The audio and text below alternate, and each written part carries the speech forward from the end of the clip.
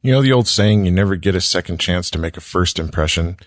That phrase is incredibly true in our business. In entertainment, your first impression can mean everything. It can mean the difference of booking a job or not booking a job, having an audition or not having an audition. That first impression can get you in the door and make things happen. And for an actor, that first impression is the headshot. First and foremost, casting directors, producers, they're going to see your headshot and they're going to make decisions about whether or not you get seen based on that one image. So it's incredibly important to make that image an investment in your future. And to do that, you want to find the right photographer, someone who's going to work with you to craft the perfect image, the perfect first impression. And I suggest you check out portraitsbypeggy.com. Peggy's been doing photography since the 80s, and she really knows her stuff. And she wants to work with you to craft the perfect captured image, the one that captures the uniqueness of you and helps you book the job. She wants to work with you. She wants to really get into who you are, what sort of jobs you're trying to book, and help you get the perfect image. So check out portraitsbypeggy.com and book your portfolio session today. Welcome back to the Intellectual Podcast. I'm your host, Dave Dawson. This is episode number 198. Yes, we are just 2 episodes away from the big 200 episode. And Brian and I, producer Brian, as I like to call him these days, are cruising in the car in the middle of nowhere, backwoods, Arizona, on Route 89A. I think we're actually off 89A now, but we're in the beautiful valleys, Peoples Valley.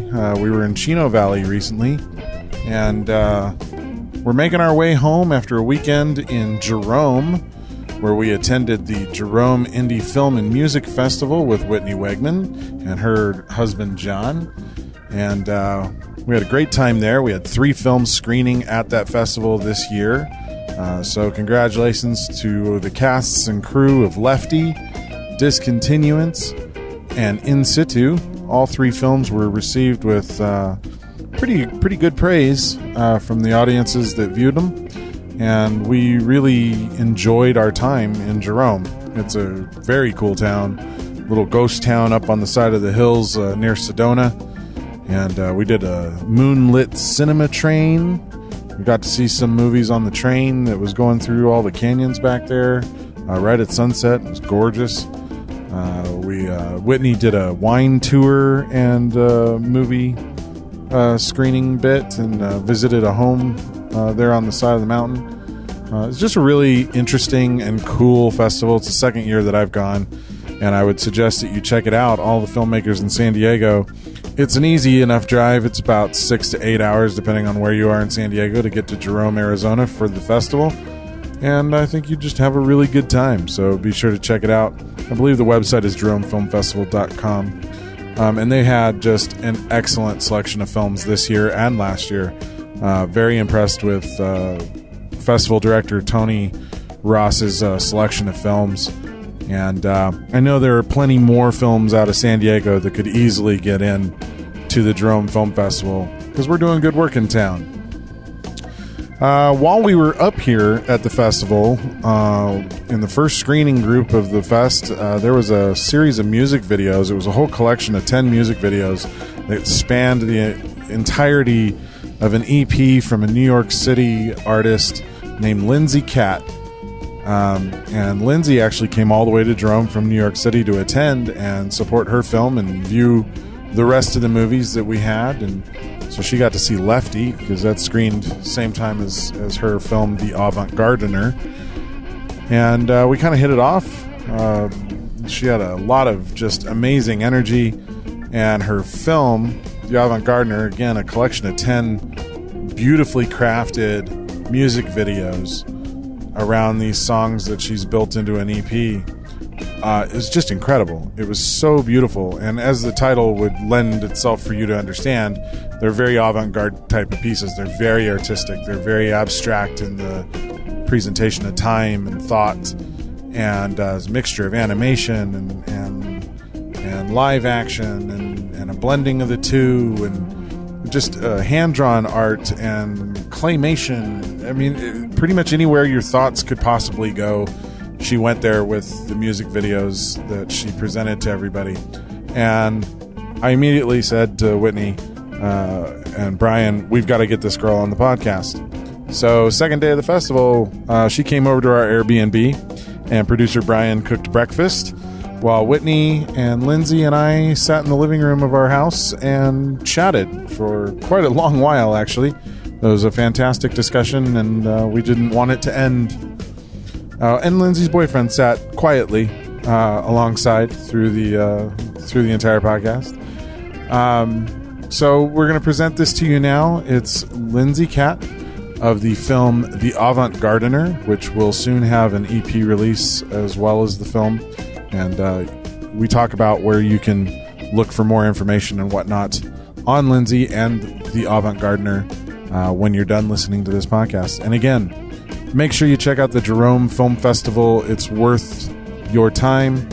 And we will be coming back with more episodes very soon. I know things have been sporadic through the summer. If you have been paying any attention, I've been traveling a whole lot. Got to make the money and pay the bills. So I've been on the road a ton. The flip side of that is I got to see the great eclipse in Wyoming.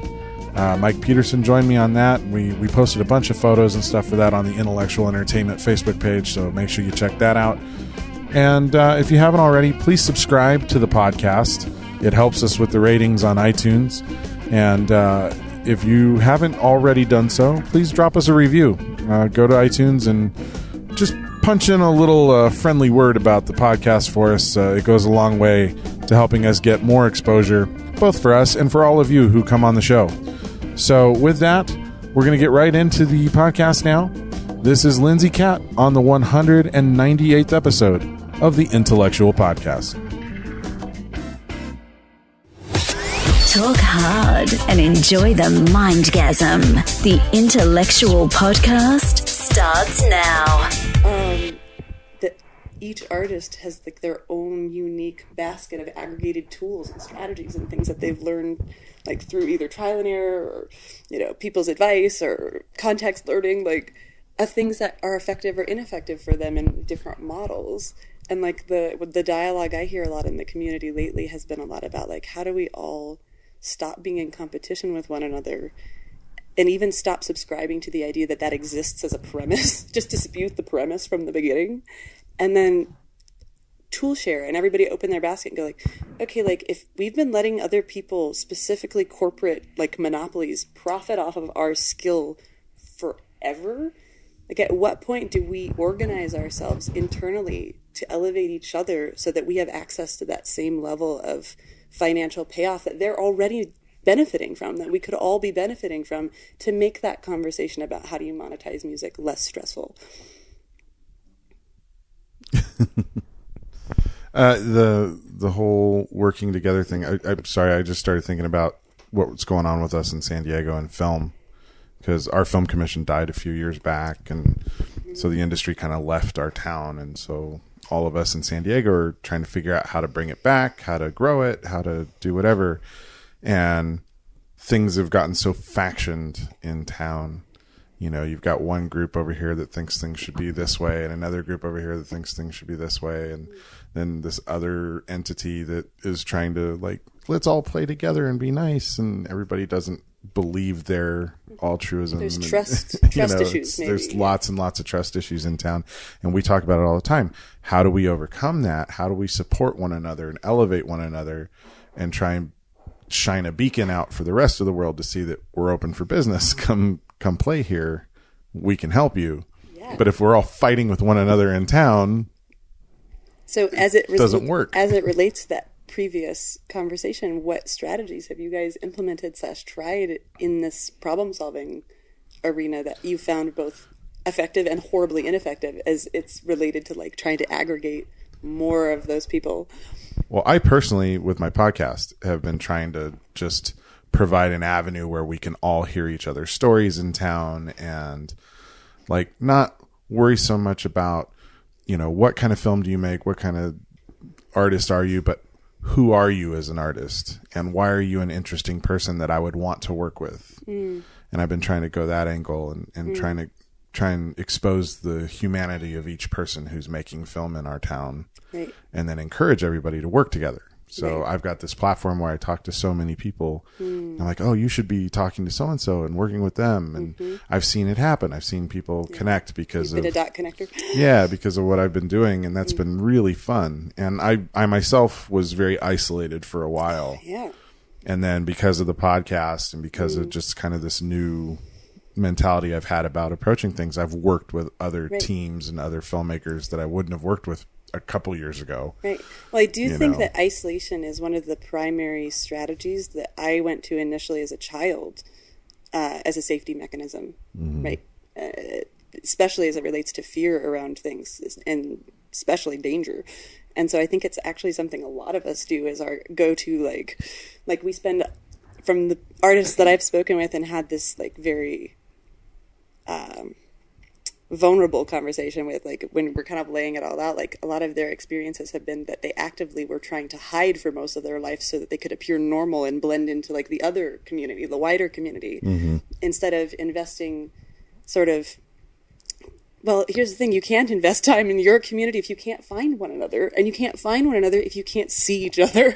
Right. And when you're spending all your time trying to pretend to be something else, nobody can find you. And then all of your tribe members are missing because we're all like actively trying to blend into something none of us care about. Right? Yeah. And it doesn't make any sense. Like, so for me, like the first step is like kind of coming out in a sense as somebody, even as it relates to like coming out about your values, coming out about your priorities. Well, like I'm a nerd, right? I grew up a nerd. I loved comic books. I loved sci-fi.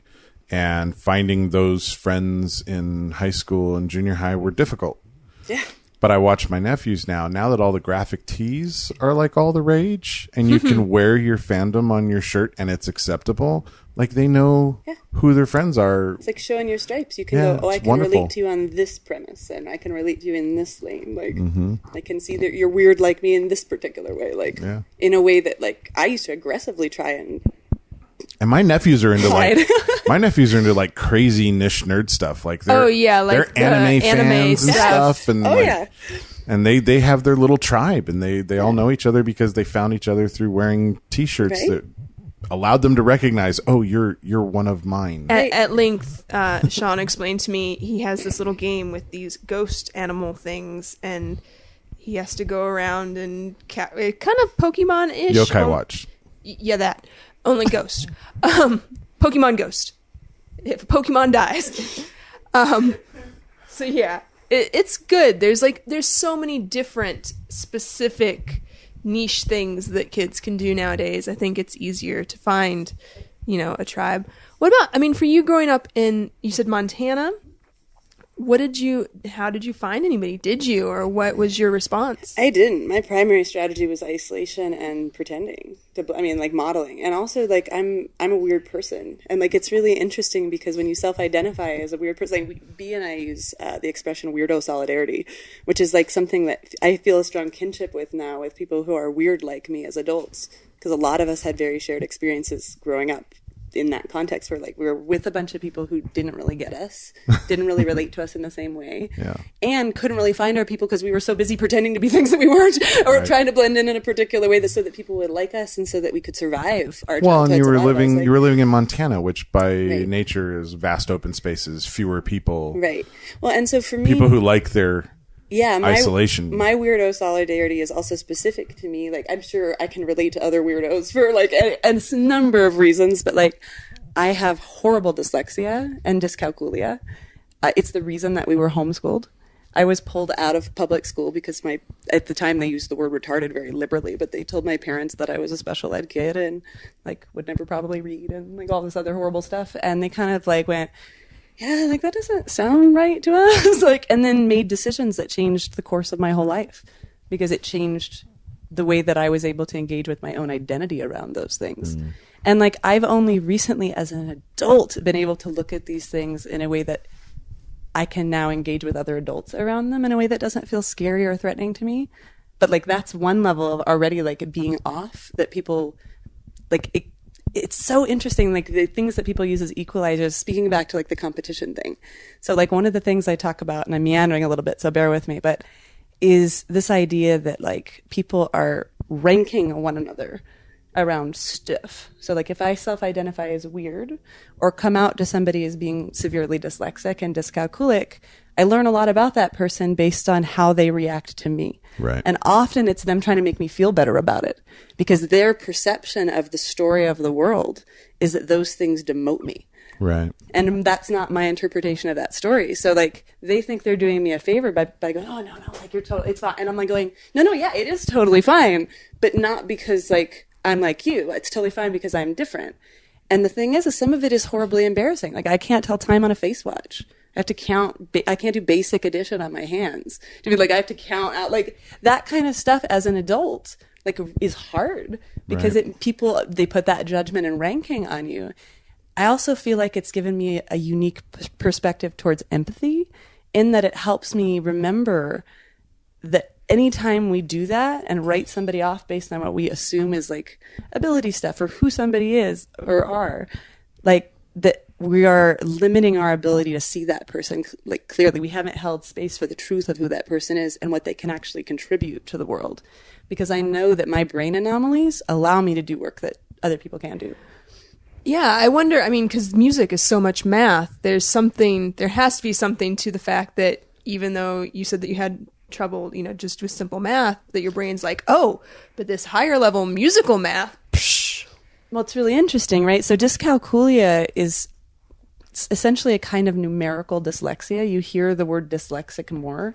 In fact, I've been joking with people interpersonally a lot lately because there's a metaphor that I found that works kind of great for it. We've talked about it a little bit over the week with a few people, but where like if you've ever gone to dinner with somebody and they're like, oh, I'm sorry, I can't have that. I'm gluten-free. Mm-hmm. And you go, no, you're not. I just saw you drink a beer. Like, and then part of you judges them because you're like, come on, man. Like people throw around the word dyslexia casually like that.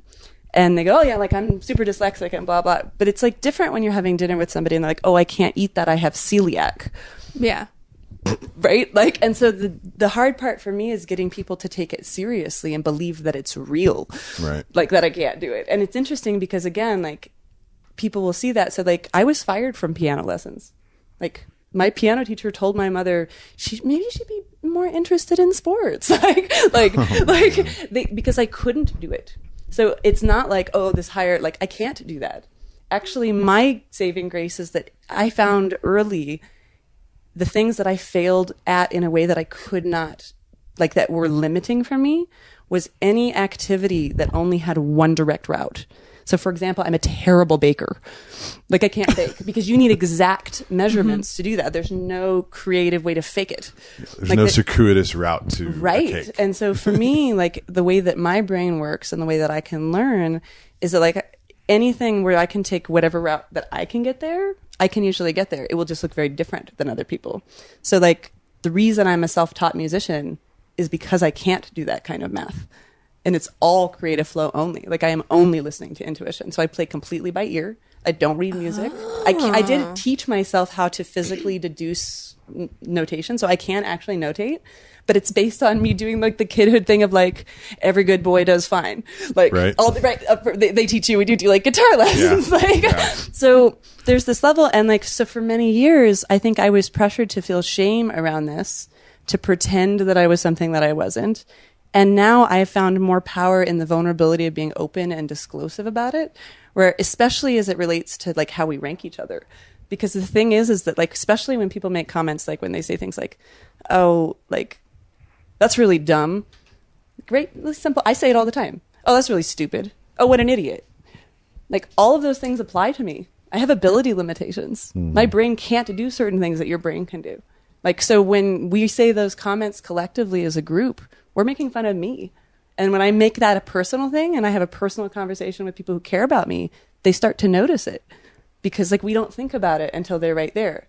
In the same way that you can do that with any demographic. People make passive racist comments, but all of a sudden if a person of color is in the room, they're being more thoughtful about their language around it. And part of that, I think... so much of it is perception. And so much of it is perception. Because like I'm half Filipino, but like my dad's family is all white. And growing up, they never saw me as half Filipino. They just saw me as one of them. And they would tell racist jokes in front of me and my sisters. And my dad had to pull family members aside and say, hey, that's not cool. Like, my children are mixed race. Oh, they're your kids. They're fine. No, they're mixed race. And you're making fun of people of color in front of them. It's not okay. Oh, yeah. You know? And a lot of it is about comfort. And so we were talking about, like, you know, growing up in Montana, there's something inherently, like, Montana has some problematic cultural, like, norms that they've developed over a period of time. But, like, there were a lot of things that made me not fit in there. I'm gay. Like, being gay in a rural place is a difficulty if you're around people who believe that that's a fundamental human flaw. Do you know what I mean? So, like, when you spend a lot of time hiding in a lot of ways, those are hard habits to unlearn. And, like, it is hard earned that we're having this conversation now for me. Like, I've done a lot of personal work on that because I have prioritized a value around wanting other people to have the freedom that I have now and comfort and lack of stress that I have now that I didn't have access to before because I didn't have community. And I think the one thing that's sort of hurting the weirdos is the fact that a lot of us use the isolation strategy, and so we don't have community. We haven't built it. And part of what my focus has been this year is, like, how do we change that? How do we change the premise? How do we stop talking about the arts like we can compare them to any other job? Because we can't. It's fundamentally different than any other job. Yeah. First of all, it's one of the few jobs that nobody gives you permission to do, right? You go to school, you get a certificate, you become a doctor, you're a doctor now. Do you know what I mean? Like, most artists spend their lives beating themselves over with a stick going, you're an artist, you're an artist, you're an artist, until you believe it. And then the moment you believe it is when it's true. And actually, that's it. We're one of the only professions where you regularly talk to people where they're like, well, I'm worried I'm going to have to go get a real job soon. Right. And I actually have been challenging that. Which I hate that phraseology. And the problem, exactly. And I'm having the struggle now where it's like, I want to challenge that phraseology and I want to question why we keep doing that, myself included, without making other people feel criticized or judged for using that language, because we all do that for a reason. No human makes a choice. Especially, like, most of those things are habits that generated an outcome for us at one point. Mm-hmm. Do you know what I mean? Like, we knew that culturally we could see that the people around us didn't take our job seriously. Right. And so we knew that if we had a day job, that demeaned, quote unquote, the other creative, expressive work that we did. I mean, I think if you look at it historically, it's probably based in the fact that a lot of times, you know, so the hierarchy, the bourgeois, they were encouraged as children to learn the arts, but that was not a profession to go into. You could play piano in your parlor room for your friends to entertain them, but that's not how you made your money. It's a great point. I think such a strange duality. You are made to appreciate the art. You will display the art, but you will not make the art. No. Because actors and musicians are vagabonds that live out on the street. Absolutely. They travel around and they're heathens. Unless you've been designated in sort of the tier A model, which I actually think what you're saying now applies even more than I realized at first, because we still actually do that. We just use it with things like awards and accreditation and A, B, C tiers of, like, how capable you are. Because when you were an A tier, even back in the Renaissance period, what happened is you had a skill that people had identified as valuable, and then you had patrons. That's how you survived. Yeah. Mm-hmm. Do you know what I mean? So it's like, but that really is applicable. Like, that's a great, Yeah. I think of Konstantin Stanislavski. Like, he came from a very bourgeois Russian family. Yeah. And he was, as a child, like, he and his siblings would put on shows for their parents and for their relatives. But then when he wanted to be an actor, he took on a different name. So his family wouldn't know, and he wouldn't, be offensive to the family line if people knew. Yeah. But eventually it came out. So. But that reminds me of another point, too, which is this sort of inherent integration of shame into our profession. Well, into the world in general. I mean, it's everywhere when you start looking at it. And then you start to see how it is used to manipulate people's behavior.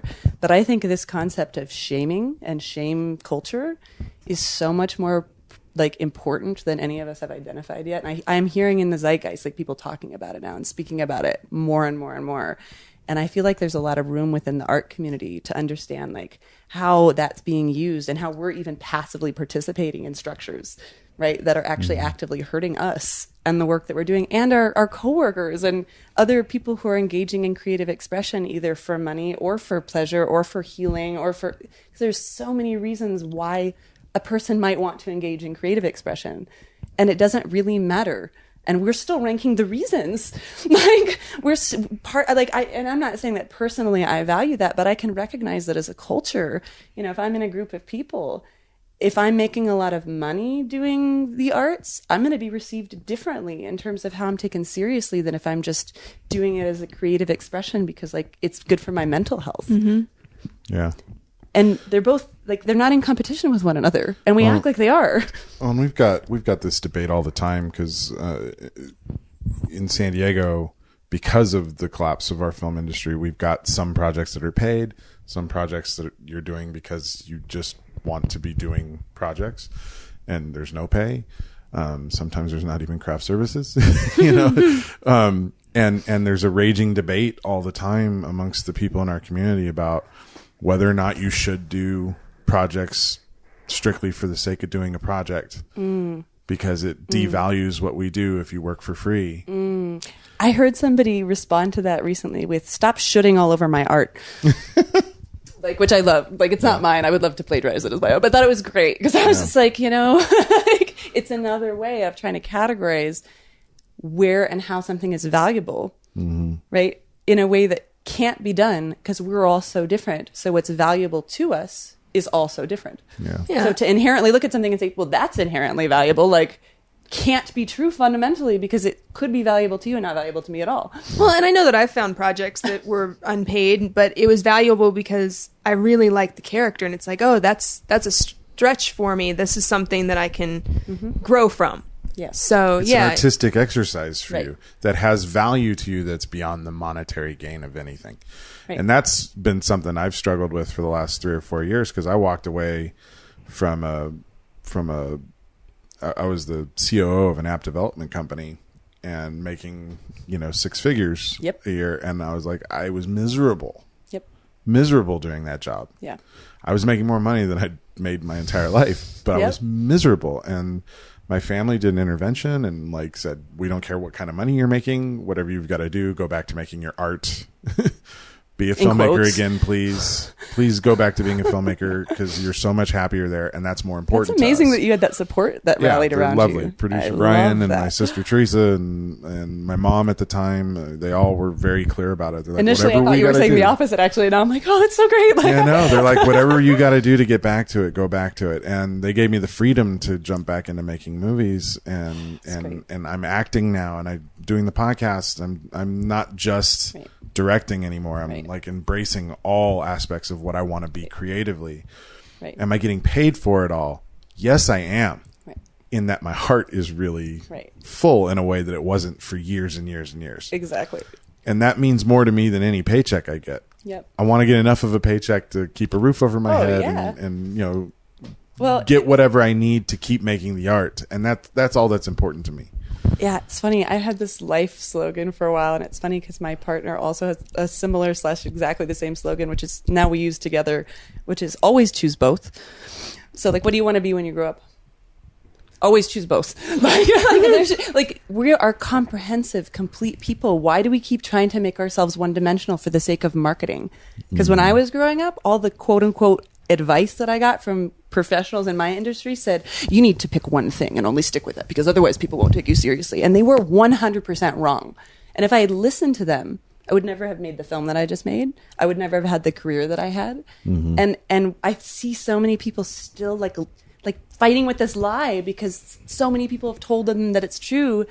And that because there's no guiding force, and unless you're a total arrogant person, most of us go oh, am I getting it wrong? We want to listen to advice. We want to have more tools and things. And so that's the one dangerous thing that I've identified so far is when people limit themselves in their dimension. Mm-hmm. But I think it's funny because the problem that everybody's solving for in terms of commerce, the reason it's more complicated to me is because it's real.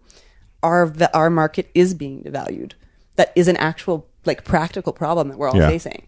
And so I don't feel resentment towards other art makers who are taking the premise of, look, you guys need to stop working for free because when you're doing that, it's screwing me. Right. Because they're engaging with consequences based on that behavior. Right. And we all are. The job that I used to be paid $30,000 or $40,000 to do 10 years ago is worth $2 now, if that. Like, that's how much it's dropped. Yeah. And it's because of this shift. I also don't believe as humans it's our job to fight the flow and try and keep things the way that they were. Like, I think it's our job to identify, oh, things have changed. Like, things are moving. The money is moving. How money moves always changes throughout the course of history. Where is it going next? How do we... We're the first species that can consciously evolve. Right. And so how do we want to like participate in that instead of being, because for so long, also because of the infrastructure of how the music and film industry was set up, which was this very like totalitarian, like, I select you and you will be the actor that is famous. I select you and you will be the director that everyone knows. Like, because they had a corporate monopoly on access to equipment, on access to being able to do that job. Yep. And now the barrier of entry is, anyone can do it. Yeah. And so we have this new exciting place that we can start from where we can all sit down and go, okay, like, this is different. Like, how do we all make this part work for us? It's going to change again. 5 or 10 years, we're going to all be sitting down again and reevaluating, like, same exact thing. It's just like, how do we embrace that change and then make it work for us so we can redirect how that value structure doesn't serve corporations but actually serves us? Yeah. We've been talking a minute, about you coming from Montana to now what we see now. So going from isolated weirdo to activist weirdo. Yes. Let's talk about that evolution, like that journey. Weirdo. Yes. So what's the in between? Yeah. How did you get from there to here? Such a good question. A lot of ego death, a lot of cause and effect. I had a lot of privilege around the fact that I was received in the industry very young as being credible. So because of that, I got a lot of credible accolades. So I could lead with them. So it meant that I could start conversations within my profession being taken seriously, which is a privilege many artists don't have. So did you start doing music in Montana, or was that after you left? Good question. I had originally started in Montana. I actually sort of bought in. I think I actually did buy into it. I was trying to decide if that were true, but I think I did. I think I believed it wasn't a viable career. And so I had put myself through college and was going the med school track. Like that, I had, my family's full of doctors. I'm super interested in medicine. I'd considered maybe psychology, and I'm also really interested in actually a lot of I'm interested in a lot of things. So I thought, okay, all those other things have reliable income and, reliable trajectories. Why would you do that? And so for me, that track changed. Well, first off, I wasn't receiving financial support from my family, which helped me in that it meant I was working 4 jobs to pay for an education that I was half-ass about. There's something to be said for that. Right? So I was working really, really hard.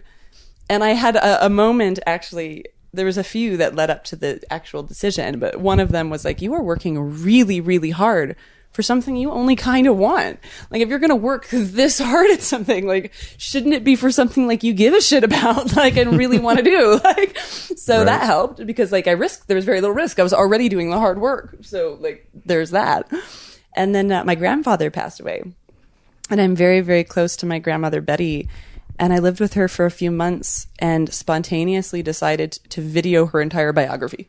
So for a month, I've just for hours and hours and hours of footage. And I highly recommend, just as human beings who I think could get a lot of benefit out of knowing each other better, that people could get a lot of that out of doing that with their families. I sat down and videotaped my grandmother talking about her life up until she started having children. Incredible. And we played that video raw at her wake. Oh. And her friends who'd known her for 40, 50 years, all sat and watched her talking about her life from before they knew her. Yeah. And they kept coming up to me and my dad going, "This is so wonderful. I didn't know that about Virginia." And it was this last little gift that she was able to give to everybody. Here's some more insight into who I was. Oh, yeah. And it did a few things for me because it gave me context for an entire life. She was vulnerable with me and shared things with me bluntly about regret and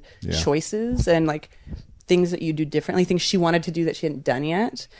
The other thing that it taught me and was the spark of a lesson that's been an evolution up until now is one of the isms that we don't talk about enough, which is ageism.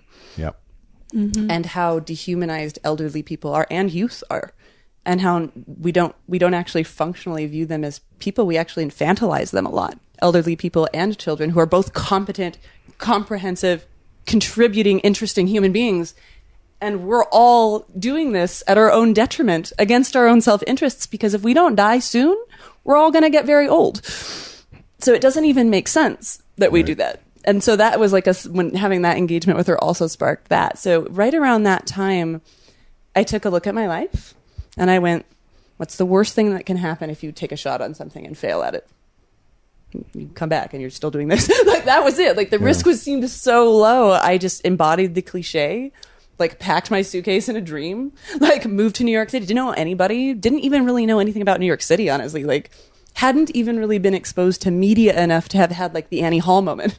Like a lot of friends who are like, oh yeah, I learned everything about it from movies. I'm like, I didn't even really remember movies. Like maybe Sex and the City a little bit, like because I was like right around that time. So what made you decide on New York as opposed to, you know, LA or anywhere else? Another excellent question. All my other extended family was already in California. So I just wanted to go You wanted someplace something completely new for you. And I also wanted a safe place to explore authenticity in a way that I didn't think I could do, because there was so much story embedded into my other family members from survival mechanisms I'd used as a kid, that I didn't feel that I could express myself that way if I had to be around them.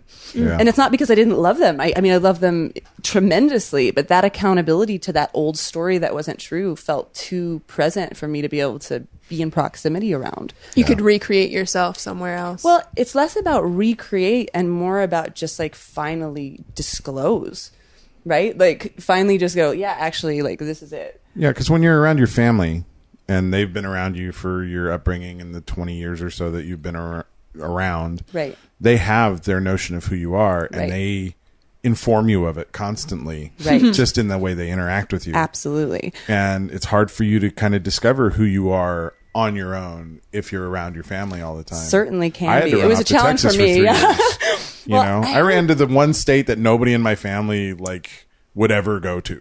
You know, I went to Texas for 3 years, which was mind-boggling to everybody in my family. But I needed those 3 years Big time. away from my family to kind of reset and go, who am I on my own? Yeah.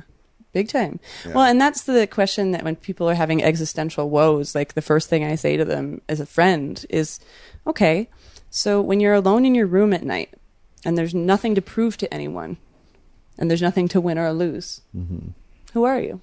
What do you like? What do you want? When there's no accountability to it meaning anything. If you were just trapped in a room by yourself, what would you do?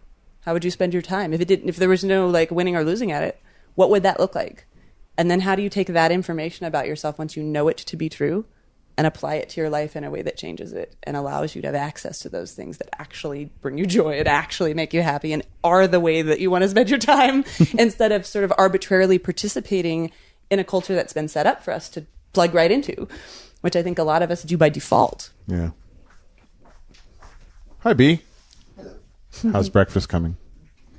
Producer Brian's making breakfast for everybody. Yeah, he is. Thank you, Brian. Thank you, Brian. Bacon and eggs, bacon and eggs. I want to talk with you a little bit about Avant-Gardener. It's interesting when you start talking about your learning disadvantages and kind of the way that you can't go straight line through something.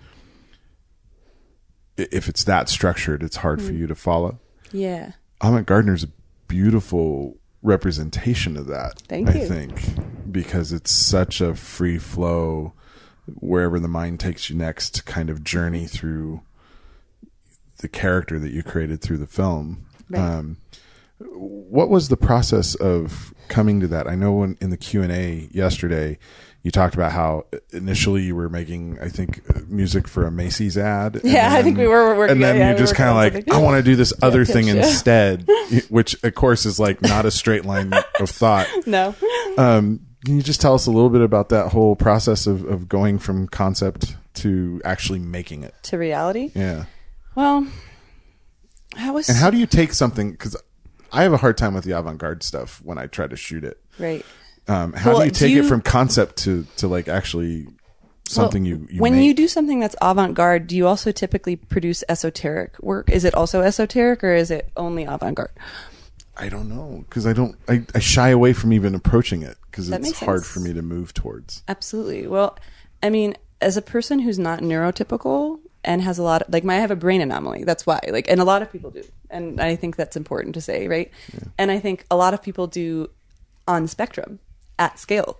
And because people are really high functioning and like nobody really notices, nobody talks about it, like nobody, but like that's why different people go different routes to different places. And maybe that's not your route. And maybe that's why you naturally don't gravitate towards it. Yeah. I love it as an art form. Well, and that's exactly it. But I don't know how to approach it as an art form. Right. So my question to you would be, you know, when you have fear around that, or like what stops you when you, is it just a fear thing where you're like, I don't know about that. And I don't think, like, I don't have access to it, or is it just that you don't naturally engage that way? Like, well, like I sit and I watch some of these edits that people do, you know, where they blend in multiple things and create something different. And like, as a storyteller, I love flashbacks.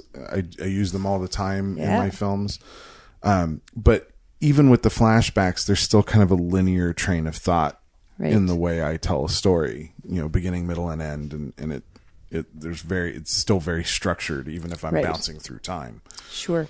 But with this kind of more avant-garde stuff, it's such a free flow of the mind, which is how I function when I'm dreaming. You know, it goes wherever it goes. Right. But I can't. It's freedom. I can't bring myself to a position where I can articulate that in my own art. Right. Well, I don't know how to do it. I don't know where to begin to even approach it. I liked the play on, I mean, I love puns, but I like the play on word of avant-gardener, because to me, the implication of gardener means that there's some ability to control that you're making a thing. Like you're continuing to grow a thing, right? Which means it's in progress always and never done, right? So an avant-gardener, the avant-gardener, you, all of us, like, are always the architect of doing whatever we want. And that whatever we want to do is inherently good enough because we want to do it. Like, that's a good enough reason. And actually, my boyfriend all the time, like, especially when we were first dating, like, I would be doing some crazy mental gymnastics with myself, like trying to justify a decision and be like, and here's all the reasons that this will work. And like, this is why I did this. And he's listening patiently and nodding. And like, all of a sudden, like, in a moment, he'd go, right. And you wanted to. And I would stop and go, oh, fuck me, you're right. I could have just stopped. I could have stopped there. Like, that was a good enough reason. Right. And so for me, part of the avant-gardener thing, it's very complicated. So I will try and be as the least amount of discursive as possible. But basically, I love that concept of being in progress. I also see this division in the arts community a lot. I see a lot of division amongst us for a lot of reasons. And one of the big division points I see is between what we consider highbrow art and lowbrow art. Mm-hmm. I hear pretentious indie musicians shit on pop music all the time, to which my response is always, dude, I love shake your ass music. There's totally an appropriate and excellent time to engage with that. Like, why do you need to shit on one thing to create value for another? Mm-hmm. Right? Everything has its place, but I did notice the division. And so part of the intent behind creating the avant-gardener was to build a bridge between two communities. So I wanted to make something that was avant-garde and highbrow enough and really credibly engaged in this different world that many people who have different educational backgrounds, different socioeconomic backgrounds, different regional backgrounds, don't have access to for one reason or another. And so therefore feel very alienated from and isolated from and have an inability to understand and connect with because they've never had exposure to it. And then it's like, they feel like, oh, I don't get that. That's not for me. Right. And then you've got this other group of people who are on the other side who are like, pretentious as hell and looking down their nose at everything and can't appreciate Lady Gaga because like she's pop music like and all this stuff. And so I thought, okay, this is ludicrous first of all, like, and secondly, like, this is a solvable problem. Like, there has to be a way to get these two communities to acknowledge the value of one another. So the idea was to kind of create a highbrow, high art concept that was pop accessible, that was accessible to people, that was accessible to anyone, that people didn't feel alienated by, that they didn't feel like, you know, their limitations around, you know, what their experiences have been kept them separate from that. And I think that was the biggest thing for me when designing that project. I think that was the thing that everything that leaked into every other decision that was made. Right. I have a twofold question on this. Yes. So she's got her serious face on too, so be ready. No, I could only see it. Wrap my head around things. So when you began with your music, what is your process? get a little chunk of melody going? Is it a lyric? Have these been things that you like write down in a notebook and they incubate? That's for the music part. Then, same thing for the film part. What was the incubation process? Was it like you had a dream and you're like, oh, I'm going to do this? Tell us about your process, please. Oh, that's great. So my process has changed a lot, as I think it has for many people. My first aha moment around it, as the like weirdo solidarity thing, was actually when I went to go see the Beatles exhibit, like when they had like all of their culmination of like, you could see like their original writing things. Mm-hmm. And I had spent since childhood songwriting and doing different kinds of writing. And I think I started songwriting when I was 14 or 15. I also graduated high school very young and went to college very young. So like that timeline is maybe looks a little different for different people in terms of like age context. But yeah, I was writing and compulsively in a particular way.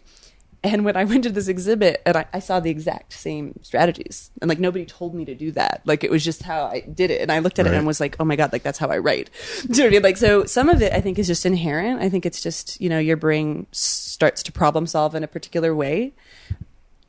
You know, I grew up in one of the rare generations that remembers not having internet and not having a computer. So like for a while my process was set because of paper, because I was putting a pen to paper, which was complicated for me because of my dyslexia. And like, I don't like still to see my handwriting on things. It still triggers me. Like it still makes me feel upset because it makes me feel fearful and embarrassed and like all because I can't spell. Like, so if people are like, and so it's just it's a baseline fear of judgment. Like, so for a while I didn't engage in creative expression in a way that probably could have helped me because of fear, which I think is why now as an adult, like I speak about it so much and I write about it so much because I want children and adults to have relief from that.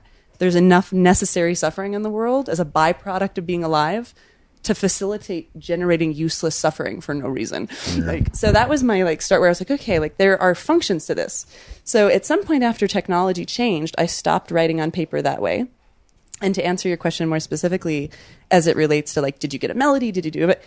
It was always a combination of randomly all of it. So like sometimes like there's songs on my first record that like I pulled my car over and like wrote down a bunch of lyrics.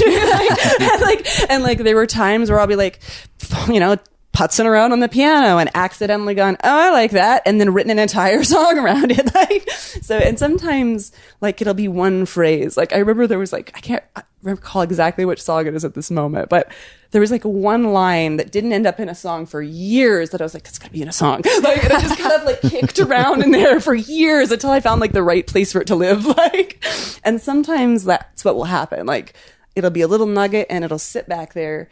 And then you'll know exactly what it wants to be when it grows up because you'll know because you'll be there. Like you'll go, oh, that's where you go. Like that's where you make sense. And the Avant-Gardener was actually very similar both for the film and the music because some of those songs I had written years prior and just they never felt like they belonged to anything. They didn't feel like they belonged to an album. I never recorded them individually and released them. I'd only ever really played them live at shows. Like, and I immediately knew that they belonged in this. Like, it was just that gut, like, oh, that's where you live. That's why. Like, that's why I didn't put you on the last record. Like, you needed to be in this as part of this grouping. Some of the songs were written, like, after the filming. One of the songs was actually written after the filming. I had made this weird decision that is now, in my summation, one of the best decisions I made in the film, where I had written this other song that was very commercially viable. It was a pop song, and it was very commercially viable, and I knew that. And it was actually the video, if you recall, the one with the ripping of the paper, that is so central to the theme of the film now. And it was it wasn't that the song itself that was originally there was a lie, but it wasn't in there for the right reason. And I had to like get real with, I'm like, you're the boss. Like nobody's telling you have to do this. Like so at some point I was just like, screw this. Like, so I cut the song. And because we didn't have any playback, I could do that. So I wrote a completely new song for that spot that I felt spoke to the integrity of the film as glue to pull the rest of them together. And that was actually the only song that was written for the film after the filming that took these concepts like into one place. I think there's a lot of power in being able to say, no, I don't want to do that at any point in the stream. Well, speaking back to your question about songwriting style and, you know, scene writing style too, that's been my big lesson. Most of the best decisions I've made have been about unadulterated, completely fearless, completely free writing, where I can write anything down and then deciding which parts go, cutting all the stuff away, but giving myself permission to do that work to get to the parts that stay. And that's the embarrassing part, is because the stuff you cut is bad. No one talks about that. I have written terrible songs, and known that. But you also have to have the wherewithal to be able to step back and look at it and be like, okay, I know this is my baby that I just created, but that's not working. Right. And to also not be precious about that work. Yeah. And so a lot of my process, we were speaking about before, related to ego death, the process of ego death, and realizing that the thing that that mechanism, which I actually have a personal theory about separate from the arts community, which is that people have a lot of confusion in terms of spiritual need between attention and affection. Mm. And I actually believe really, really deeply that what we all crave is affection. Right. Right. And that attention and affection can feel very similar. And that actually a lot of the time when they find themselves in deficit of affection, they will seek attention. Doesn't even matter. And that's when that's why Facebook and Twitter and all that are taken off like they have. Is right. Everybody's confusing that attention right. with what they really want, which is the affection. Right. And so I noticed that when I started prioritizing working towards ego death, especially in my work, that it was a completely selfish act because it made my work better. Because there was less in the way. It just made it about what's going to serve the work best. That was it. That was always the question. Mm-hmm. All right, well, you've got this choice to make. Well, what serves the work best? Yeah. Then it's simple. Yeah. I've had to go through that process as a director. Early on, I felt like everything had to be my vision. If it's not my vision, then it's not really my film. And when you talk to me today, I've come so far from that, which was me 17, 18 years ago. You come to me today and I'm whatever serves the film best is what we're going to do. And actually now I can use that as a barometer, as information, because ego obviously never completely dies. Right. It's always in us. So when I notice it, when I go, oh, I see you, ego. I'm watching you in the corner of my eye. I see you popping up there. I'll feel that pushback and I'll know something is wrong. Yeah. And it'll give me a lot of information to step back and go, oh, that's funny. You've just been triggered around something. What is it? Yeah. Where is it going wrong? Where is the ego making you push back? Why am I fighting so hard against this? And it helps me make myself better, be more gentle with myself and my own growth process. And it makes the work so much better because it only serves the work, because you're not worried about trying to justify or validate who you are as a person. You're just consciously and intentionally directing your energy towards producing your best work. Yeah. So one of the things that I have tried to do as it relates to the other quandary that we were talking about before, when it's we can't make money anymore. How do you make that decision of who to work for free? So one of the things that I've been doing lately that I've had a lot of effective results from is just trying to live every day in my highest excitement, and to not be afraid to bail when that changes, to pay attention, to go, hey, I thought I was going to have fun at this party and now I really want to bail. So I'm going to and then leave, right. Give yourself permission to do that and change your mind. And I think too many people live their life in fear of failure. Instead of learning to embrace it. Well, it's not a real thing. Everything is just doing stuff. And granted, that's a philosophical point of view. That could be argued. Different people could take a different worldview on that.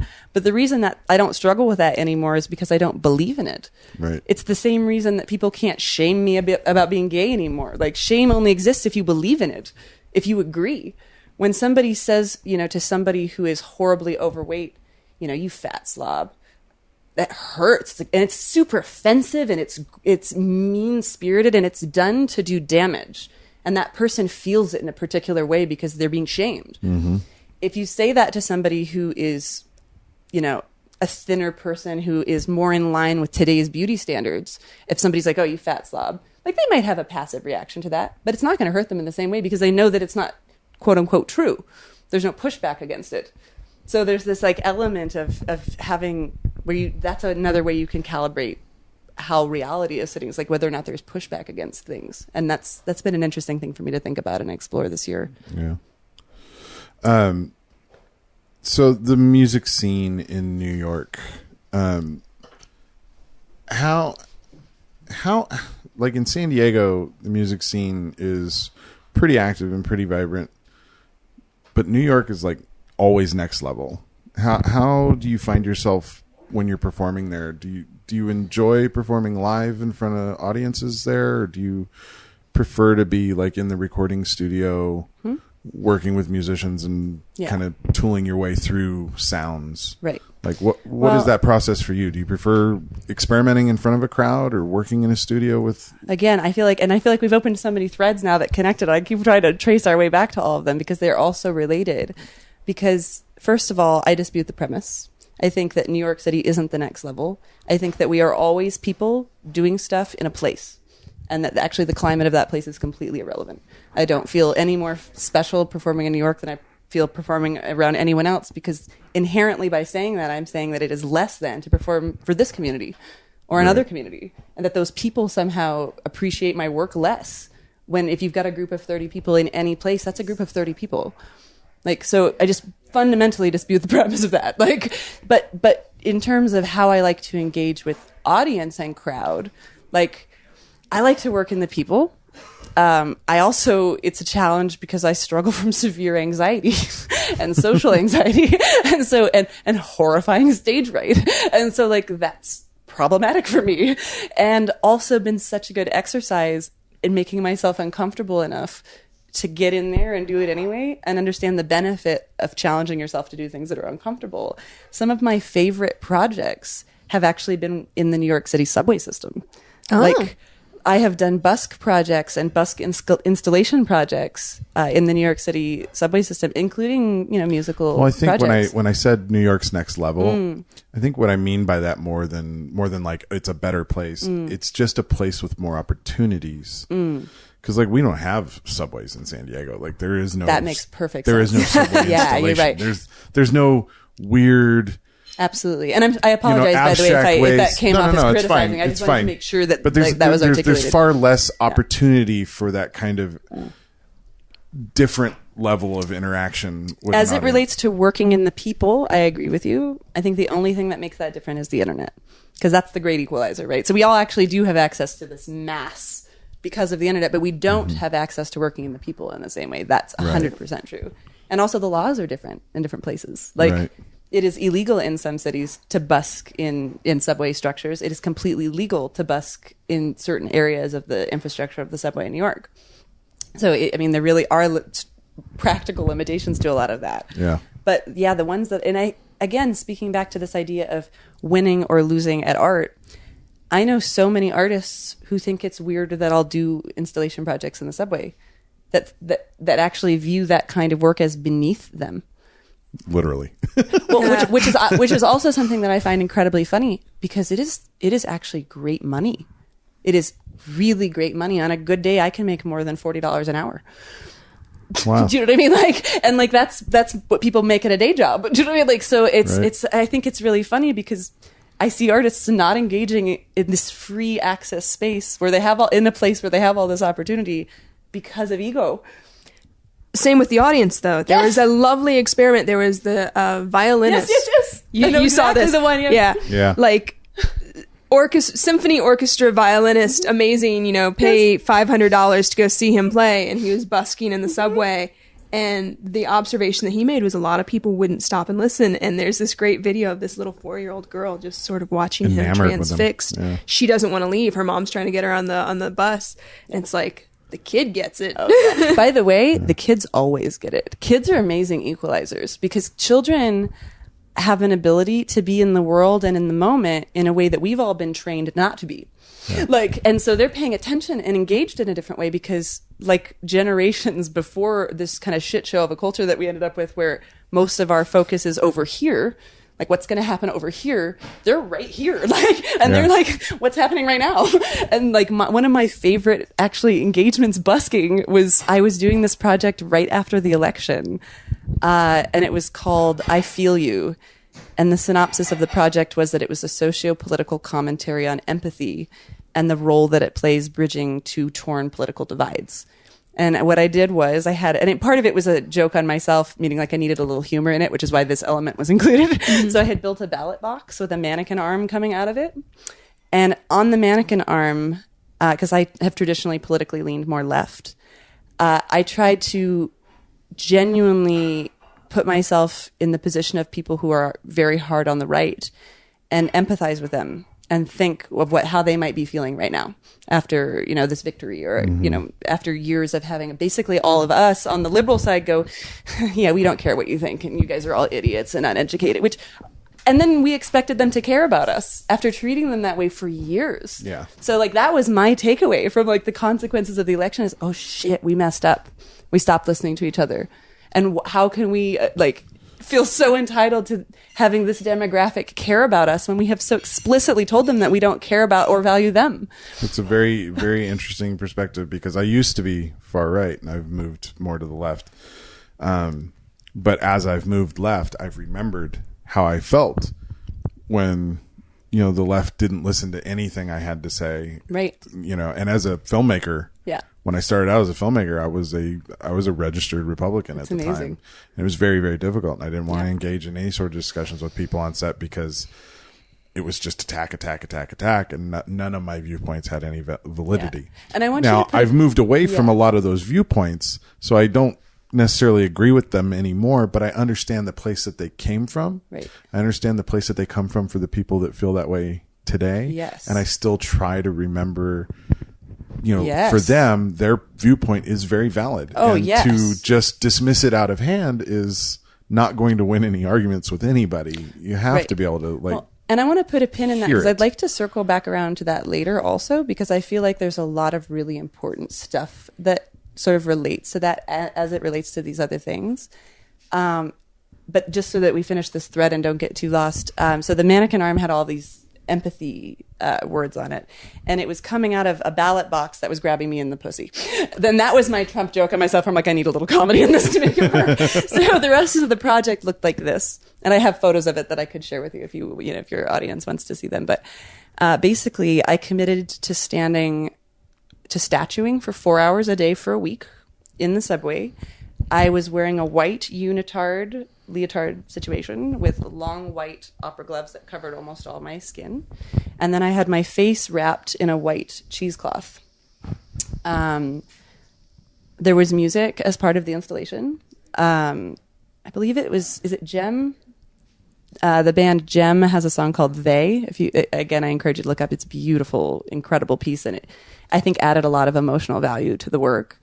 But basically, I stood completely still for 4 hours at a time. And the invitation with the synopsis was for people to participate by contributing a feeling. It could be, my sort of implication was that it would be about the election, but it could be about anything. And hundreds of people wrote on me in a period of a week.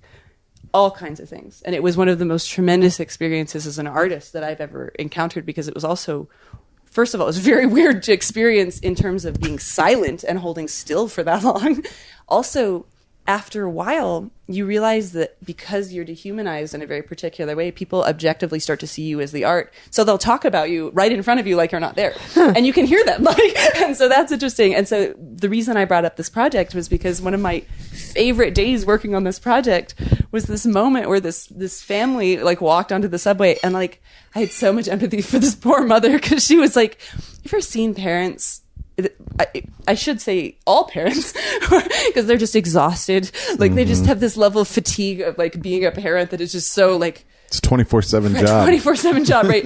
And this mother had a few children with her, and one small baby, and then I think this very precocious 5 or 6 year old who was asking all these questions. So she's standing on the platform, not far. They're not watching me at all. They're not engaging with the work at all. But I can hear her, and I hear the little girl go, "Who's that?" And the mom's like, "Oh, just, and she keeps trying to pass. It's just a thing. And the little kid's like, "How did she get here? Does she live here?" And the mom's like, "No, she just came in." But here's this weird thing that is completely out of place. Thank you so much. That nobody is commenting onto this child. Everyone's just acting like it's business as usual, and it's not. And this kid is going does nobody else freaking see this? There's a person. Is this an imaginary moment? Right. And like I could see her desperately need context for this weird thing that was happening that like nobody was explaining to her. That gets back to the thing of the violinist that was being ignored, but the little girl was paying attention. Mm-hmm. We by nature are curious and want to learn and discover the things that make our heart go, but by society we're taught to ignore those things. Bingo. And that's exactly, that closes the circle of exactly why I brought it up. Because I do think that children are, again, a great mirror for that. Because they're at a stage of being a human where they're so engrossed in being in the moment. And we can always lean back into that and choose that. So when I talk about living in my highest excitement, that doesn't mean being a hippy-dippy woo-woo, oh, I can just disregard money. I mean, of course you can choose that if you want to. I didn't mean to try and shame that if that's what your bliss is. But as I'm speaking about it, like as it relates to me, like it doesn't mean disregarding the other practical things.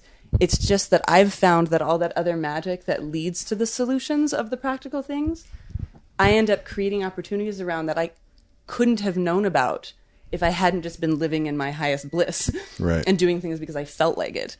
And part of that structure is just fundamental to the concept of you know what you know, right? Like I know that I know about music in a particular way, or I know that I can do blah, blah. I know I can sweep this floor and make it clean.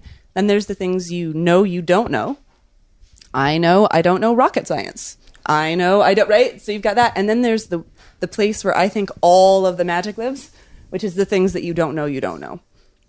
Yeah. And that's, I think. That's where discovery lies. And that's where discovery lies. And I think you nailed it with the kid thing. And I think the reason that's such a valuable premise is when we can get there into that world of like, the things you don't know, the only way to do that is to be uncomfortable and to put yourself in circumstances that are out of your routine and to choose that on purpose.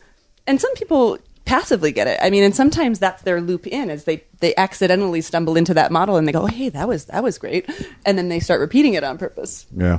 But I think that that's where the value is for me in terms of how I want to engage with both being alive and with my work. Yeah, my dad used to say, "Don't be afraid to fail," and he used to also tell me, "If you feel really comfortable all the time, then you're not doing anything." Yeah, the avant-gardener made me deeply uncomfortable. Just so you know, scared the shit out of me. Honestly, I've been terrified through most of my career. Like, yeah. In fact, I was recently I was being interviewed for something else, and I can't remember. I feel like this might not be originally mine, that it may have come from somewhere else, but it's been with me so long that I now don't remember the source. Or it was mine. It doesn't really matter. Well, there's a certain point where you just take possession of something you've heard. You know? Right? Well, oh God, now see, I've forgotten what it was. It'll circle back around if it was supposed to. I remember. But it's the idea that that my goal in life is to be fearless. Mm-hmm. And if I can't be fearless, to be brave. Yeah. Because like it accomplishes the same thing. And like all that you trade off is a level of discomfort. And I have learned that discomfort has been my greatest ally and advocate in growth, in work, in peopling, in most things.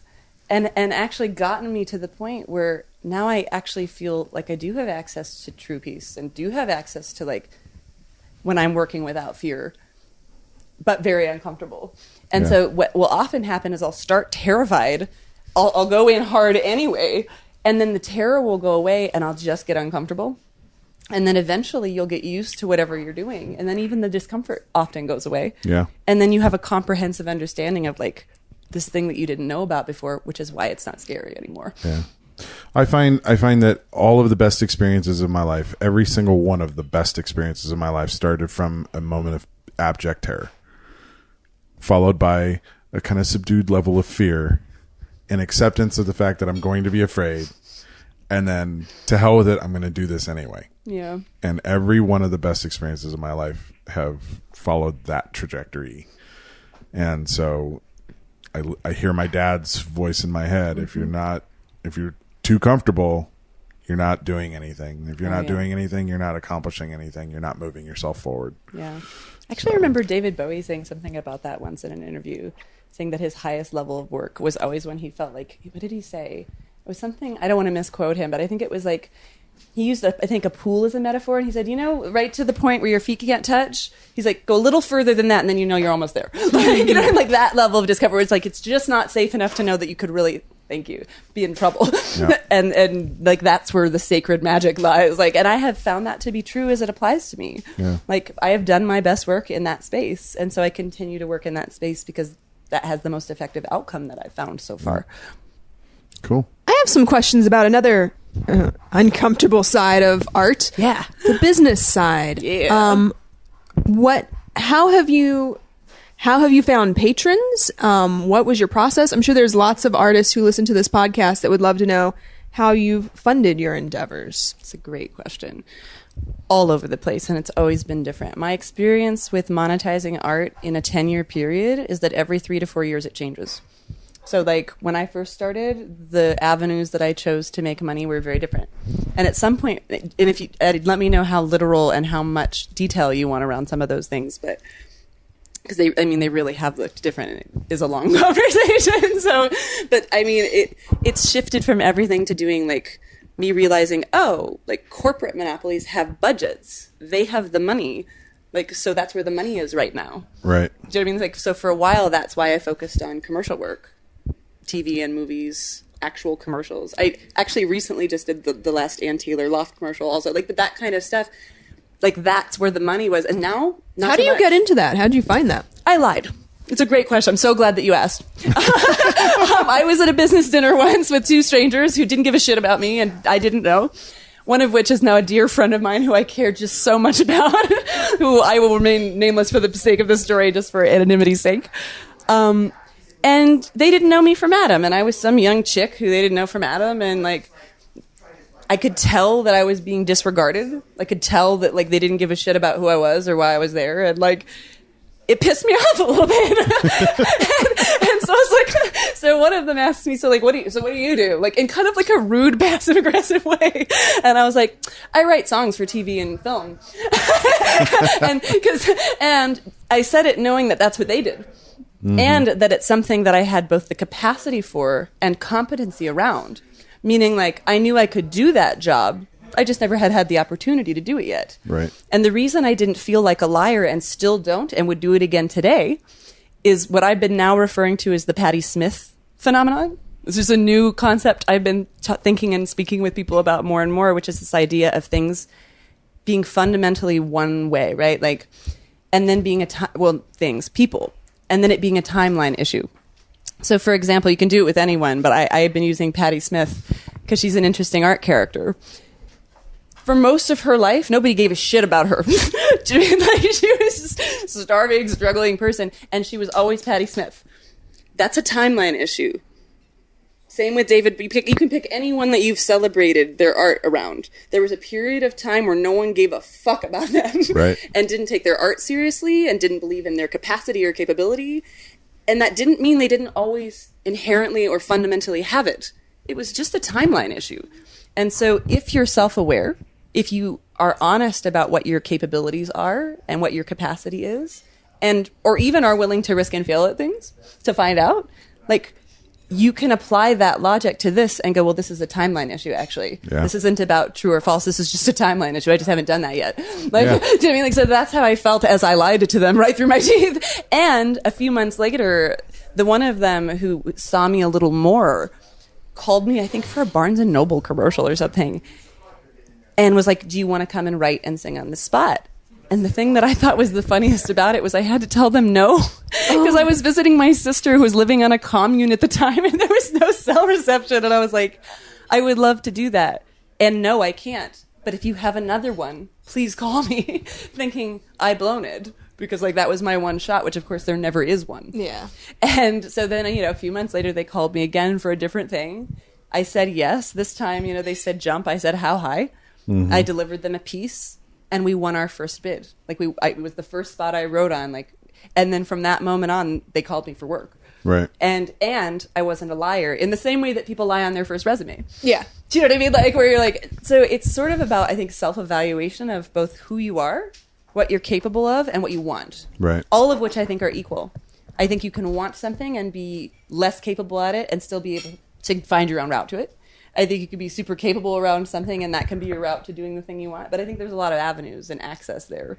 But yeah, the answer is that I lied. And then once I had one nugget, then I built the story around that. And I said, well, I'm a person who does commercials and film. Here's a commercial that I did. And then it's just like, then you just build on the work that you do. Right. And you invest equity in your artistic community. That's the other major reason that I work. Has nothing to do with anything other than the fact that I spent years and years participating with no expectation of any sort of solicited outcome, investing time and energy and care and love into my community, right, which builds equity. And so by the time I raised my hand and said, hey, I want to do a thing and be in charge of it, people were willing to come. People went, oh yeah, you should have reminded me a million times. You know what I mean? Like, and they were joyful about it. So not only was that need met, but the energy around it was all happy and joyful. Like, right, people were stoked to do it. And so when it comes to the like, well, do I work for free thing? When I talk about like my highest excitement, that's also what I'm talking about. Like, most of us get into the arts because we love it, because it excites us or it thrills us or we get off on it somehow. And like, that's why. And that's why the theme of the Avant-Gardener is the doing of the thing is the thing. Mm-hmm. Because it isn't what happens to the thing. It isn't what people say about the thing. It's what's been interesting for me actually as an art maker is now I'm in a totally different place than I've ever been before on this project because I made the thing already. So now every moment that I spend from this point on, I'm selling a thing. Yeah. It's totally different. And so, like, the doing of the thing as it relates to the making of the art is done for me on this project. Right. And so that's a unique and different place to be as an artist where you have to go back to the scary conversation of like, well, how do you monetize and sell a thing? Like, how do you find patrons and make it valuable to people? And how have you? Well, at first, like I said, commercial advertising, that was a good avenue. After a while, I think Radiohead was one of the first people that did it. Another musical acquaintance of mine, Amanda Palmer, did it for a while. And then I did it very successfully for a couple of years also, which is that I stopped charging for music in general. Everything was free. I wanted the world to have it. And I said, share it, burn it, give it away. Like, everybody take it. Like, make there be more of it everywhere if it's of use to people. Right. And I made my entire living on people just sending me money on PayPal with notes that said something like, hey, this was really amazing. Like, just from the unsolicited. I wasn't even asked. It wasn't even like I was like, and please tip me if you like this. Yeah. And it was an experiment. And for almost a year, I made a living like that, just from people sending me PayPal money. Like, so as I said, like sometimes it's not what you expect. And part of the reason I have a hard time speaking about monetizing this work with people is that it's not replicatable. Mm-hmm. And it's all contingent on your particular moving parts as an artist. And so like what works for me really won't work for you. That's probably one of the most honest answers to that question we've gotten on the podcast. Thank you. Yeah. Thank you for that. Honestly, because it is so unique. Well, and in the interest of honesty, I also think that it's a really important conversation that we stop shaming each other about having day jobs and doing other things for money that aren't this, because it doesn't matter. And actually, Amanda Palmer has an amazing metaphor example that she speaks about actually in a book that she published a couple of years ago, where she talks about Walden's Pond and how like the author of that book like lived on his friend's property for a couple of years and like his parents brought him donuts every day and people fed him, and how if he existed today, people would be like, deadbeat, why don't you go take care of yourself? Like, beggar, like, right. Get a job, you slob. Like, that's the reaction. Yeah. And we wouldn't have Walden's Pond. So really, part of the conversation is how much do we value art and decide that it has value in our society? And then how do we vocally rally around also saying it doesn't actually matter how the art gets made? Because if the art is so valuable to the world, that it's worth like doing, because otherwise we wouldn't do it. Like, you know what I mean? Like, there's no logical reason for us to be in an industry that inevitably screws us out of the same lifestyle that other people are working, quote unquote, typical jobs at very successfully. Yeah. Unless it were valuable. Right. Both in the making and the receiving of the making. And so if that's true, it doesn't matter what gets the art made. Mm-hmm. It doesn't matter if it's like, I funded my first record working as a nanny full time. I was a live-in nanny, so I didn't have rent. I handed my paycheck over to the producer that I had hired and was working with, Mark Tergiano, who also produced Ingrid Michaelson's first record, and took a chance on me because I was nobody. and spent a year handing my paycheck over to them and eating the food at the person, eating the food from the nanny, who I'm still dear friends with. They actually helped work on the film. I love all of them. Some of them are in the film. Marilyn actually did our catering for a little while. So, like, these are still people who are very prominent in my life. But I think that if we're going to solve these problems, we can't bullshit each other. Right. Especially each other. Like, it's one thing to bullshit the world because sometimes you have to. That's different, right? Like, because as you said, in the experiment of the violin, right, at scale, at mass, sometimes people's biases won't be overridden by something that's valuable. Sometimes we have to lie to the people at the table to get the first job. Yeah. Sometimes we do that, but we do ourselves a disservice when we apply that bullshit to each other, because we're actually secretly trying to compete with one another to be better at our jobs instead of genuinely wanting to support one another and elevate the profession. Because when we do that work, that's what we're doing, is elevating the profession, not just ourselves. Like, when I do, especially like for me, one of the platforms I've taken lately is trying to elevate people of color, females, people who have traditionally been marginalized in film and music because they weren't considered valuable in that field, and trying to, facilitate opportunities for people who are hungry and ready and competent and want that job and can't get it because no one will give it to them. Right. And I also feel a bit of pressure to say, I don't even think it's sexism or racism most of the time when those decisions are made. I actually think it's nepotism. Oh, yeah, definitely. Or not even nepotism sometimes. It's just, and this happens a lot in film, if you have somebody that you've seen do 3 movies and you know they can do it, and you have this one person that they gave a really good audition, but I just don't know. Right. It's money, because it's like, I'm not going to put my money on this unknown when I have this other guy that I have without a doubt know he can do it, Risk even though this one evaluation. might be better. Yeah, it's risk management. Totally. And that's sad because you miss opportunities because you're not always looking in the right places. you miss opportunities, and the fact is, art is so individual. Okay, yes, that other guy could probably do it just as well as this one, but you might be missing this beautiful moment that only that performer can do. Absolutely. And I feel like fundamentally is always true because we're all different human beings. Mm-hmm. So any art that any of us makes can't be compared to the art that the other makes, because we're all fundamentally Absolutely. different. Yeah. Which is why the comparisons, it was a drag queen, actually, cabaret performer named Taylor Mack, who actually, it's funny, in one of his records, he actually says, "This is my gift to you." But he's like, comparison is death to the arts. Like, it is. And I took that lesson to heart so much, because it just destroys everything that it touches, because it's trying to do something that isn't organically true. It's trying to measure things that can't be measured against. Yeah. And it also brings up the question of, like, and these are philosophical, like, discussions that I think happen often in groups of friends and artists, of like, what makes art valuable? Is it scale? Is it valuable at scale only? If one person's life is changed, does that make it a valuable piece of art? Who's in charge of that? Who defines what makes a thing meaningful or good? If I watch a film and I think it's bad and it does nothing for me, does that make it an inherently bad film? Could I identify structural problems with it as a filmmaker? Yeah, probably. But does that make it less useful art? I think that's part of what makes people marginalize our industry, is our product is so abstract in its worth as opposed to a cog. Right. You build a cog, it fits a certain machine, it does a specific thing, everybody knows its tangible worth. Right. And you can build a business around it, and you can, forecast how much it's going to make you, and it's so straightforward and simple. But what we do is so not that. But I think part of solving that, right, is because the thing that gives something value, and this is a fundamental practice in business, right, in economics, macro and micro, right, is because we say it is. Yeah. Prada is Prada because Prada went, yeah, I'm worth it. Yeah. And then they just didn't ever stop. So I think the way we can change it in our community is to start vocally and aggressively going, yeah, actually what we're doing is really important. Mm-hmm. It is as valuable as any other job. And it is as applicably valuable to you. Like, you should want it as a consumer because it's going to help your life in X, Y, or Z ways. Yeah. And I think if we can collectively start megaphoning that messaging, I think we can start to tilt the angle of the boat a little. And maybe it won't be dramatic or overnight, but I have a gut feeling that that's going to be a big part of it if we can manage it, is to get loud and organized and say, hey, what we're doing is valuable. Yeah. And, like, you guys, this is the thing that kills me too, is they want it.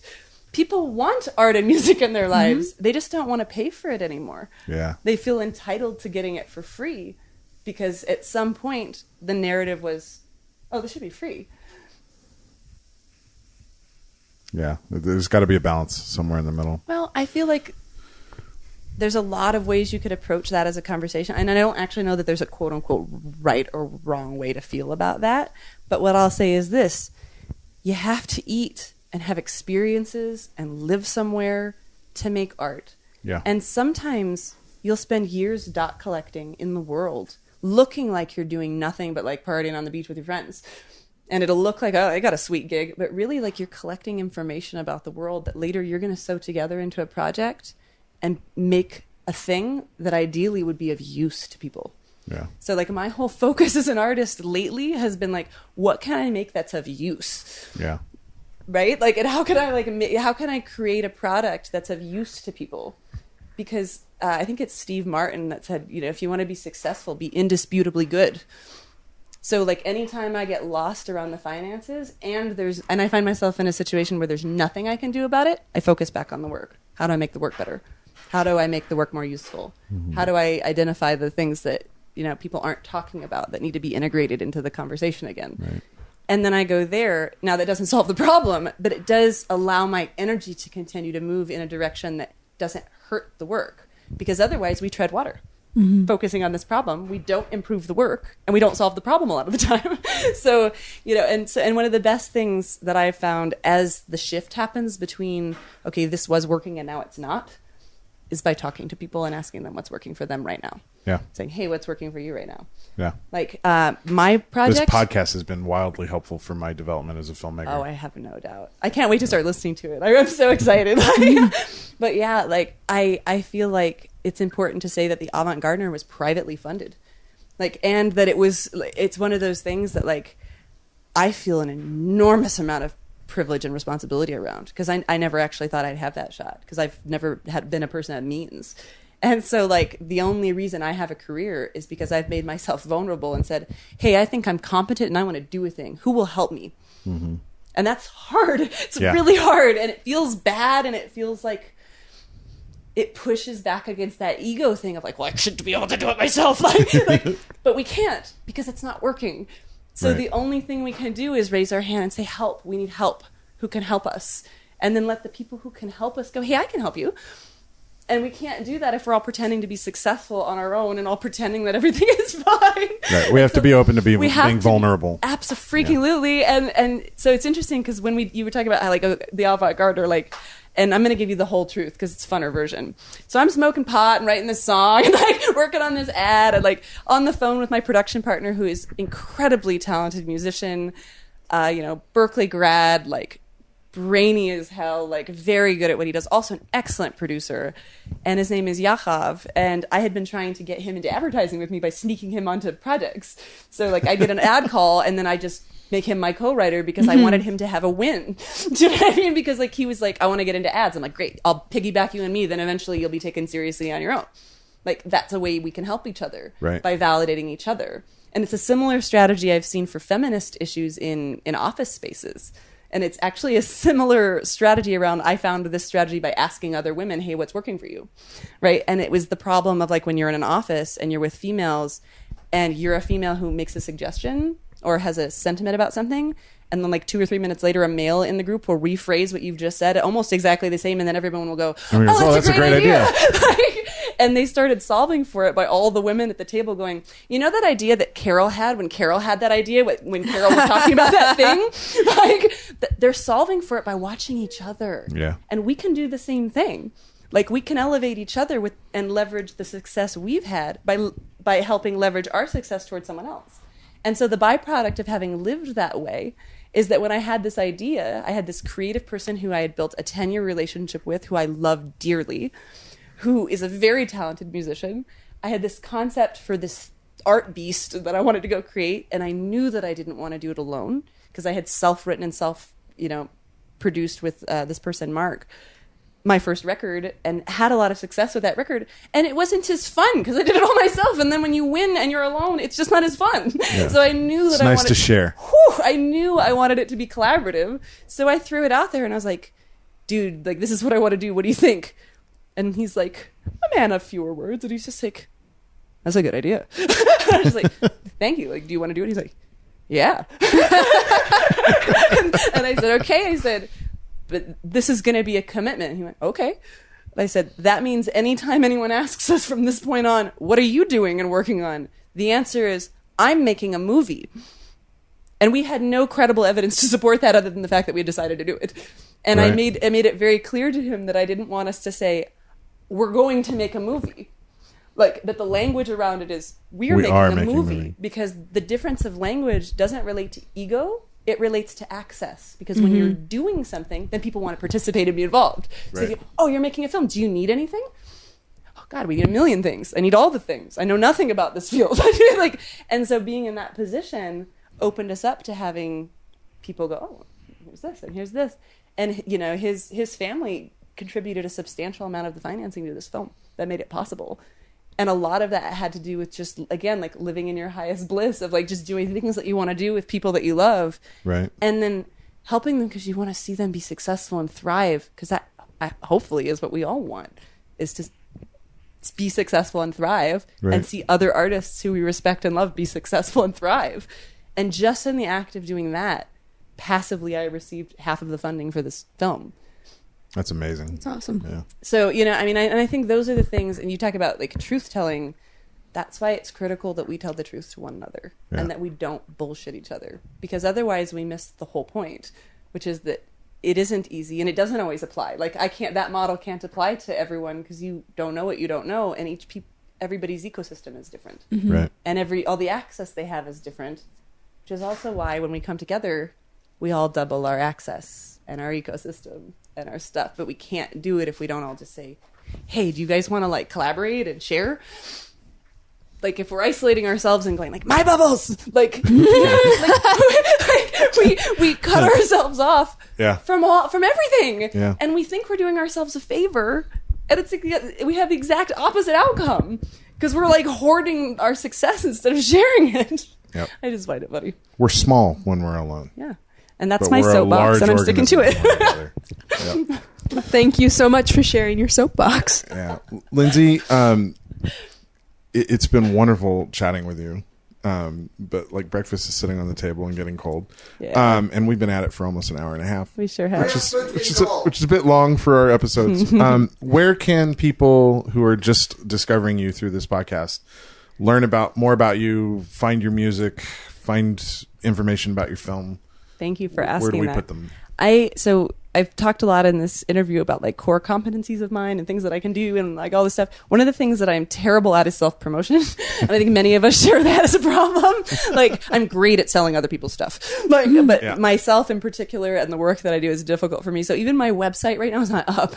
But like, the places that I usually have the most, I would say the strongest fanfare groups and like engagements are Twitter, which is just at Lindsay Katt is Twitter. Facebook is the same. Instagram is the same. If you Google my name, I'm an easy person to find. But if you want to get in contact with me, email is usually the best way. And you can contact me at my name, lindsaykatt@gmail.com, especially if you're interested in making stuff. I have been running an ongoing project for the last 5 years called Art Day, where any person can contact me at any time and arrange to get together for a day and make a thing. Oh, that's very cool. Like, for no reason.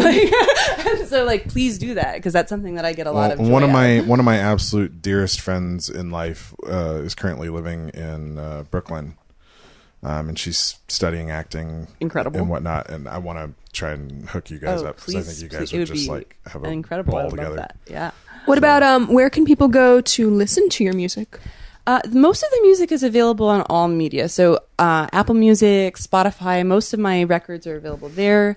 I like to send people to Bandcamp because it's a platform that I really like, and it allows people to do to always choose both. My husband's band is on Bandcamp, amazing. so they're a big fan. I just love it. I think it's useful for a lot of reasons. I will be shifting to Patreon, which we didn't talk about in this interview, but spoke about privately a little bit, which I will encourage your audience to go investigate on their own. We've got a Patreon page that is woefully neglected. Yeah. I started it and then kind of stopped. Yeah, because Patreon, I think, is also an incredible attempt at a solution that we're all facing as part of the economic structure of how to monetize this job.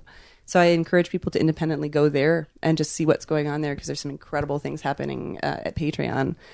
It's a cool platform. Yeah, so that's where and I'm not there currently, but within a matter of months we will be. Okay. And then finally, where can people see your film? Are you going to more festivals this year? We just started applying and actually had an embarrassing thing where we weren't even color corrected, and then got accepted at the Rhode Island International Film Festival, and then had to very quickly get our shit together to finish because we had no time frame, and then all of a sudden it was major time frame. Nothing like suddenly having a deadline. Right. And so part of being green at something and having little information about it means that I don't I'm still learning about how the film industry works. It takes a while to go through the process. Right. Of film and festivals. So because we're now eligible for the Academy Awards, I'm now trying to educate myself about what does that trajectory look like, and how do you, best put yourself out there into the market as a, credible entity, right? And what will get you in trouble, and it's been a big messy learning experience. And so the answer is we don't have a release date yet because I don't know. Okay.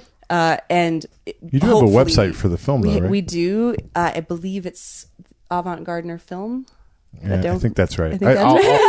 I'll put the link in the show you. notes so people can check that out. But hopefully within this year we'll have a release date for the album and for the film. Excellent. Very cool. Thank you so much. Thank you so much for coming and hanging fantastic. out. Thank It's you been for such a sitting down with us. privilege to sit down and talk to you guys, and thank you so much for. This is what I like about going to film festivals. It's just running Connecting. into new artists that I wouldn't have had any other opportunity to be exposed to. So Absolutely. Yeah, really cool. Thank you for agreeing to sit down with us, Oh my God. in the midst of the weekend. Thank you so much. It's been great. All right. Farewell, everyone. We're going to have some breakfast. Breakfast. Nom nom nom. Hello there, citizens. I am the terror that flaps in the night. I am the floaty that will not flush no matter how many times you try in the toilet bowl of crime. I am Darkwing Duck, telling you please, talk hard and enjoy the mindgasm. Whatever the heck that means. After all, you are watching Intellectual Podcast with your ears.